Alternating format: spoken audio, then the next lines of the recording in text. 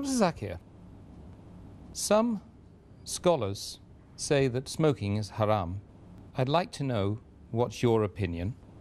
And does smoking invalidate the fast?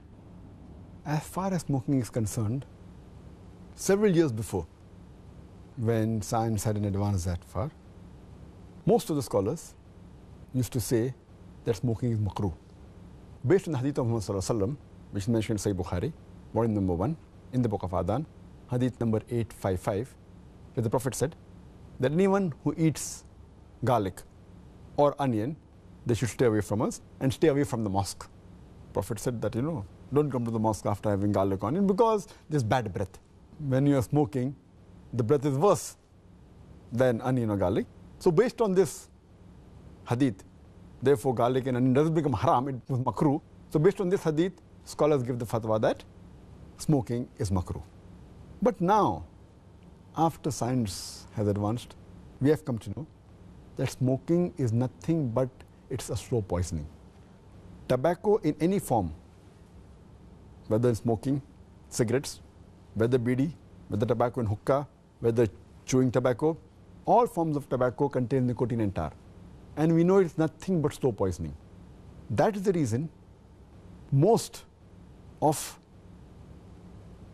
the non-Muslims also, they agree that smoking is haram. Not only the Muslim world, even the non-Muslims. That's the reason they put a statutory warning on the cigarette packs. They put a statutory warning saying cigarette smoking is injurious to health. Or in some countries, it mentioned general surgeon's warning or surgeon general's warning. Smoking is injurious to health.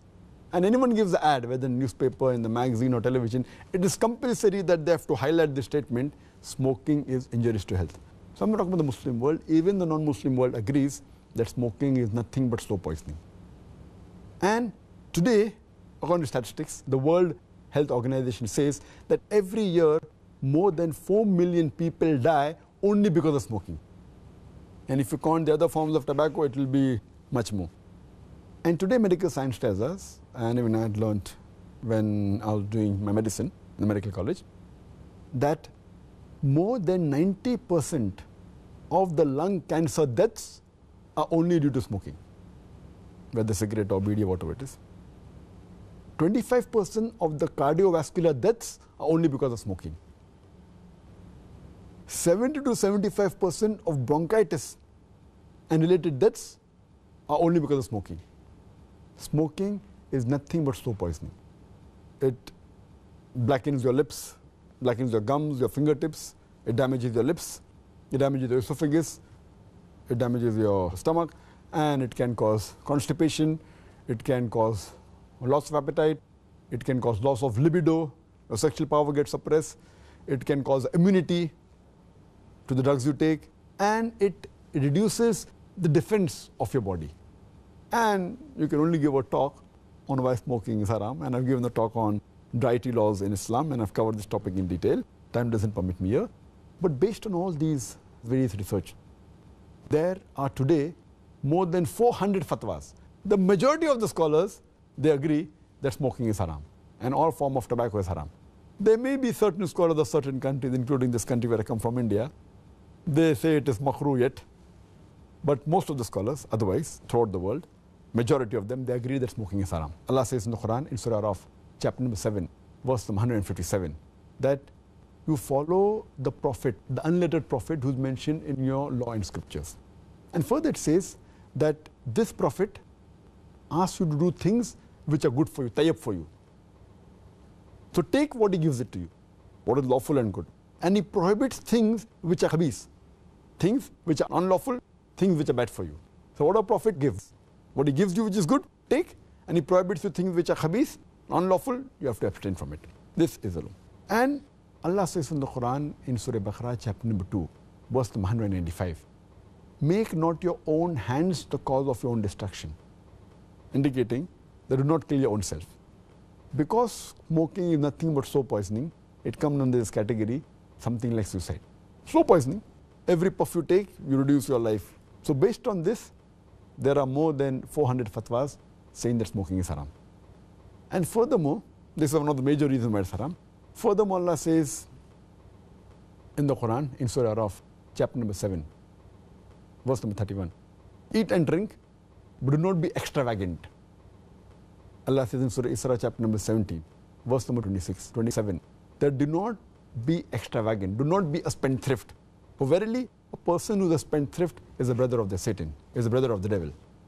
And we know that when we smoke, it's nothing but extravagance. It's nothing but taking a pound note or a few pounds, or taking a dollar note, the green dollar bill, or a pound, and lighting up with fire. When we smoke, when we light the cigarette, it's nothing but burning money, whether it be rupees, whether it be dollars, whether it be pounds, whether it be riyals. It's nothing but extravagance, which is haram in Islam. And you can give a list of reasons why it's haram. But just to cut it short, one more reason, that you cannot harm your own neighbor. You cannot harm your own brother.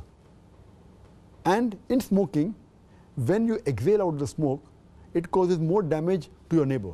Passive smoking is more dangerous than active smoking. When the person who smokes, when he exhales out, if the person who's a neighbor inhales the smoke, it causes more damage to him than the person who smokes. That's the reason many countries like Singapore, etc., they've banned smoking in public places. In your personal house, you can do it. In public places, in government places, smoking has been banned. So based on this, it's haram. So smoking is haram. As far as the second part of the question is concerned, that does smoking invalidate the fast? Normally when a person smokes, the smoke goes into the lung, but there are some other particles also that go into the stomach. So when you smoke, besides the smoke going into the lungs, it also goes into the stomach, and there are some particles, there are some residual things. So all the scholars unanimously agree that smoking does break the fast. It invalidates the fast. So when you are smoking, besides a person breaking the fast, he's even doing a sin, and that reduces the reward.